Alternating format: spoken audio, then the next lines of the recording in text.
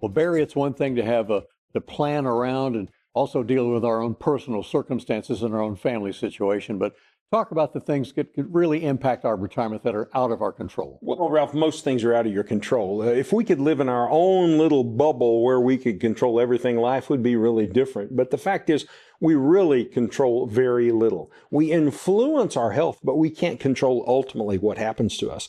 We influence our finances through saving and wise investment decisions. But if the numbskulls in Washington keep printing more and more money and devalue your dollar further and increase your cost to live, well, there's not really a lot you and I can do about that, Ralph. We can make wise investment decisions, but all it takes is one crazy person to fly an airplane into a building, and without warning, our national economy can turn in a totally different direction. So, Ralph, ultimately, I think control is an illusion. And I think that's where faith comes in. Our job here and now is to do the best we can with what we've been given in light of the guidance that God provides us, while being sure that our souls are in tune with the Creator of the universe, so ultimately we can spend eternity with Him. Words of wisdom. Thank you for that, Barry. When we talk about trying to keep pace with inflation right now with the money we've saved, we're also being made aware of exposure to too much risk in the markets. That's a very difficult balancing act. Barry, how do you help people all around the Ozarks find that balance to stay aligned with the goals they've set for themselves, the goals that you help them set? Well, Ralph, I don't help people set goals. I help people draw the goals out of themselves. The goals have to be internal. You can't set a goal externally and say, my goal for you is this. No. Hold them to what they told you. Put the goals on them. I try to draw the goals out of them and get them to tell me what they want. So what we do, our job is to teach people how the markets work and how they react to different environments, different economic environmental situations, and show them how principal protection, for example, works and what influences are going to impact their retirement. And then we'll ask the question, how much do you want in protected principal? And they answer the question. But there's no cookie cutter. There's no one size fits all. Every plan is custom designed because every person is uniquely designed. It's funny, people will often ask me if they have allocated the proper amount to protected principal. And what I tell them after they tell me how much they want, and they say, is that right? I say, of course it's right, because it's your number.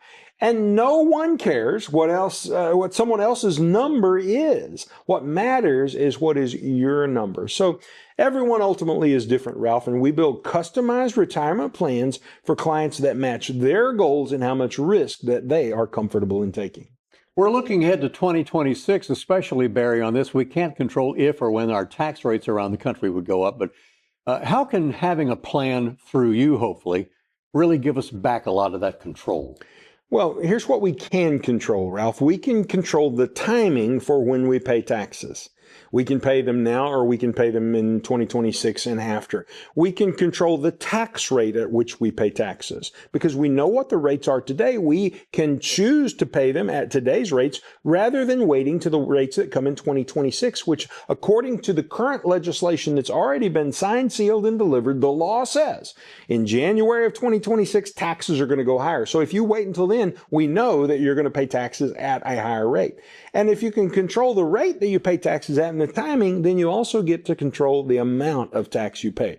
So I think it's important to suck a little of that control back. We feel like the government's ultimately in control of our taxes, and they do have a lot of control, but I want to take control away from them where we can. Barry, we have that window of opportunity, and we'll keep assessing the situation. You'll be watching it closely about inflation rates and interest rates and tax rates. And how do you help us navigate when is the right time to make any particular move on interest rates and with the taxes the way they seem to be heading? Well, Ralph, generally speaking, when it comes to interest rates, you're either going to be purchasing interest-bearing vehicles or you're not. And the time to purchase those, of course, is when interest rates are high.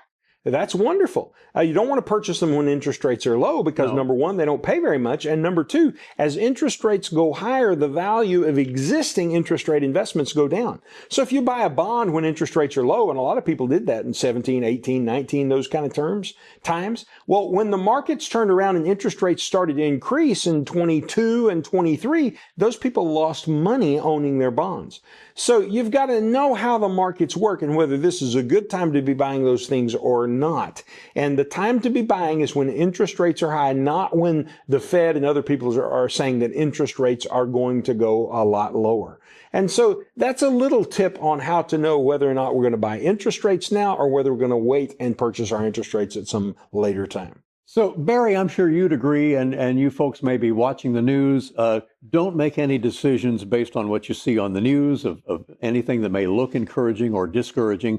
Talk to a guy like Barry Watts, Well, right? we consider the news, Ralph, but we consider all of the news, not just the fake news that we sometimes get. You've got to be able to discern which news you're hearing is accurate and which news isn't. That's true too. And a lot of people don't know which pieces of news make a difference. Sometimes the media's job is to inflame us, to get us all lathered up so we'll keep watching. And sometimes what you need to do is turn it off instead. Now, I know you're an old news media guy, Ralph, so I hate to say turn them off. Yeah. But, you know, there are times to turn them off and say, no, I'm not going to listen to that news because it doesn't affect me. Our job, having done this we're now in our 4th decade, our job is to know when to turn the news off, or if we leave the news on, what pieces of news to listen to. And that is critically important as you plan your retirement.